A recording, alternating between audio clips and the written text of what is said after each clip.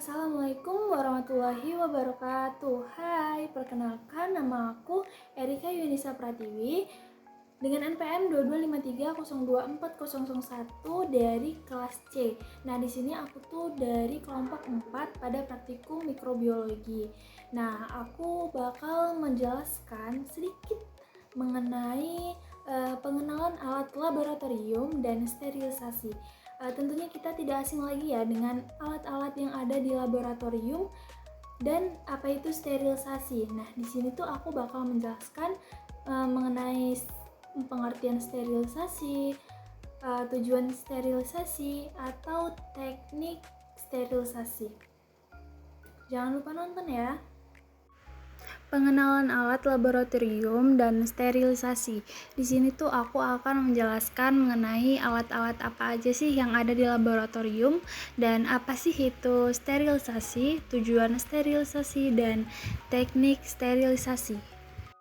Laboratorium adalah ruang atau ruangan yang telah dilengkapi dengan peralatan khusus untuk digunakan dalam pengujian, eksperimen, atau penelitian. Peralatan ini dapat berupa peralatan yang mendasar seperti gelas ukur dan mikroskop, hingga peralatan yang canggih seperti spektrometer dan autoklav. Alat laboratorium adalah peralatan yang digunakan dalam kegiatan ilmiah atau praktikum untuk melakukan percobaan, pengukuran, analisis, serta pengolahan bahan atau zat kimia. Nah, fungsi alat laboratorium ini untuk menampung dan mencampur bahan kimia, memanaskan atau mendinginkan zat, mengukur volume dan massa, menyimpan atau mengkultur mikroorganisme, menyediakan kondisi kerja steril. Alat laboratorium tersedia dalam berbagai bentuk dan bahan, seperti kaca atau plastik, logam atau keramik, tergantung pada jenis penggunaannya. Alat laboratorium yang pertama yaitu beaker glass, yang digunakan untuk menampung, mencampur, dan memanaskan larutan dalam jumlah yang sedang.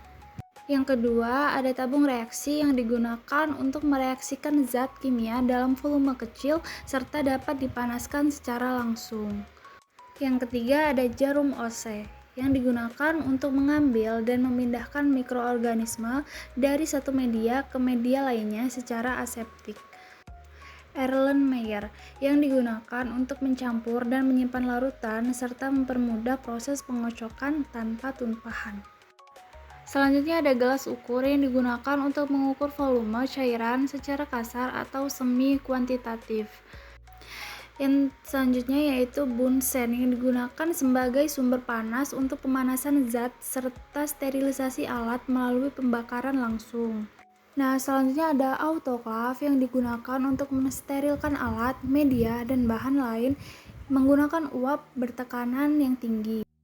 Yang satu ini tentunya kita tidak asing lagi, yaitu mikroskop yang digunakan untuk mengamati objek mikroskopis seperti sel, jaringan, atau mikroorganisme yang tidak dapat dilihat dengan mata telanjang atau secara langsung.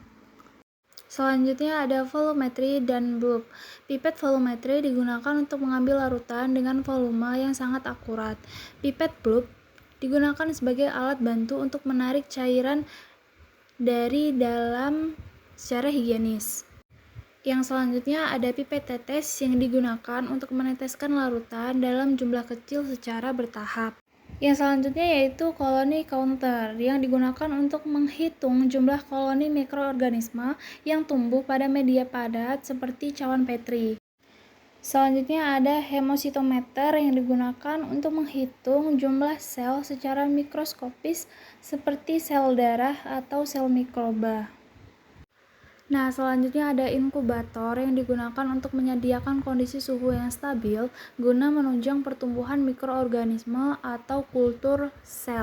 Untuk yang selanjutnya yaitu adalah sterilisasi. Jadi sterilisasi adalah suatu proses yang dilakukan untuk menghilangkan atau membunuh semua bentuk mikroorganisme seperti bakteri, virus, jamur, dan spora dari alat, media, atau lingkungan kerja laboratorium. Nah, tujuan sterilisasi yang pertama yaitu untuk mencegah kontaminasi silang, yang kedua untuk menjaga akurasi hasil penelitian, yang ketiga untuk melindungi pengguna laboratorium, dan yang terakhir untuk memenuhi standar kebersihan dan keselamatan kerja di laboratorium. Nah, selanjutnya yaitu teknik sterilisasi, yaitu secara mekanik. Nah, teknik sterilisasi secara mekanik ini tuh sterilisasi yang dilakukan dengan metode penyaringan atau filtrasi. Selanjutnya ada teknik sterilisasi secara fisik, yaitu sterilisasi yang dilakukan dengan penerapan suhu tinggi atau radiasi. Nah, pemanasan ini tuh dapat dilakukan melalui panas kering menggunakan oven. Nah, teknik sterilisasi yang terakhir yaitu secara kimia. Jadi, sterilisasi ini tuh dilakukan menggunakan bahan kimia atau disinfektan seperti alkohol 70%, formaldehida, klorin, atau hidrogen peroksida.